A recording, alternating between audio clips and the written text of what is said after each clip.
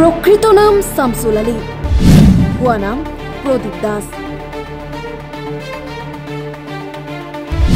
মুঠতে ভুয়া নাম আৰু ভুয়া কাম এলা পেচা নহয়। এইবাৰ শুনক হাই প্ৰফাইল চুৰৰ কাহিনী। চুৰৰ কাহিনী আপুনি বহুত শুনিলে, বহুত দেখিলে। পিছে এইবাৰ কাহিনী অলপ বেলেগ। চুৰৰ চকু এইবাৰ ডিজিটেল জেনেৰেটৰৰ ওপৰত।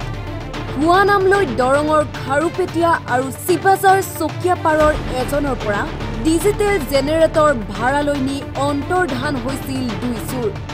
ৰ'ব, আচল কাহিনী এতিয়াও বাকী আছে, শুনক। এইগৰাকী মেহেৰ আলী।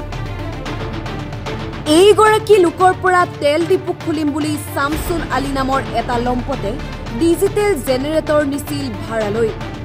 মালিকৰ হাতত প্ৰমাণ ঠিকেই দিছিল, কিন্তু কি হ'ব, এগ্ৰিমেণ্ট ভুৱা, চেক ভুৱা, সকলো নথি পত্ৰ ভুৱা। অৱশেষত মেহেৰ আলীয়ে মঙলদৈ সদৰ থানাত এজাহাৰ দাখিল কৰাত আৰক্ষীয়ে তদন্ত আৰম্ভ কৰি গুৰেশ্বৰৰ শামসুল আলী আৰু হাজোৰ আনছাৰ আলী নামৰ দুই লম্পটক কৰে কৰায়ত্ব। উল্লেখযোগ্য যে শামসুল আলী আৰু আনছাৰ আলীয়ে বিভিন্ন নামেৰে নথি পত্ৰ বনাই আদালতত ডিজিটেল জেনেৰেটৰৰ গৰাকীৰ লগত চুক্তিপত্ৰ কৰি মাহেকীয়া ভাড়া হিচাপে গৰাকীৰ পৰা এই ডিজিসমূহ হাত কৰি লয়। অৱশেষত আৰক্ষীয়ে এজাহাৰৰ ভিত্তিত ডিজি ছেট উদ্ধাৰ কৰাৰ লগতে দুয়োকে মঙলদৈ আদালতত হাজিৰ কৰাই জেল হাজতলৈ প্ৰেৰণ কৰে। মোৰ নাম মেহেৰ আলী। মই ডিজি বিজনেছ কৰোঁ, ভাড়া মাৰি খাওঁ। তে শামসুল আলী বুলি মানুহটো মোৰ পৰা ভাড়া লৈ আহে, এগ্ৰিমেণ্ট কৰি ভাড়াটো লৈ আহে। তেল ডিপু খুলিম বুলি কৈছে। খাৰখোৱা তেল ডিপু ইফালে চেল তেল ডিপুটো তাতে লৈ আহি গান 9 তাৰিখে দিওঁ। 9 তাৰিখে দিয়াৰ পিছত 10 তাৰিখে খবৰ ল'ব আহোঁ, আগষ্টৰ 9 তাৰিখত। তে খবৰ ল'ব আহোঁ, আহি গান 10 তাৰিখে আহোঁ, আহি গান চাওঁ আমি ডিজিখান নাই।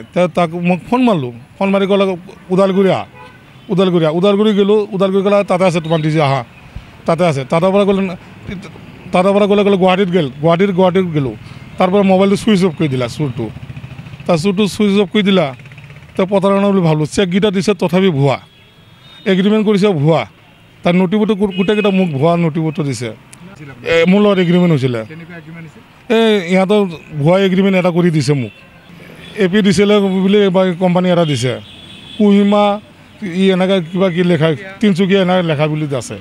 তাৰপিছত চুৰটো নাপাওঁ বিক্ৰী কৰি দিলে, নাপাওঁ। তাক গোপন ক্ষেত্ৰত খবৰ লওঁ, সি জালুকবাৰীত আছে মানুহজন।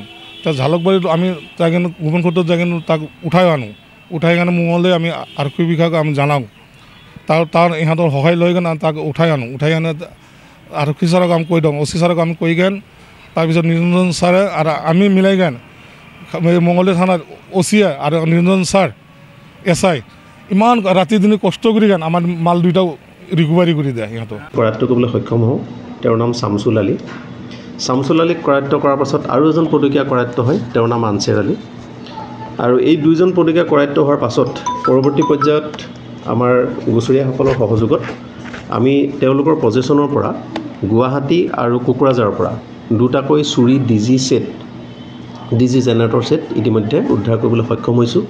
এই সংক্ৰান্তে মঙলদৈ থানা গোচৰ নম্বৰ 169/25 সংক্ৰান্তে আমি এটা গোচৰ ৰুজু কৰিছোঁ। আৰু ইতিমধ্যে দুইজন পদকীয়াক এই গোচৰ সংক্ৰান্তে গ্ৰেপ্তাৰ কৰা হৈছে আৰু তেওঁলোকক আদালতলৈ প্ৰেৰণ কৰি আমি পুলিচ ৰিমাণ্ডত আনিবলৈ ব্যৱস্থা কৰিছোঁ।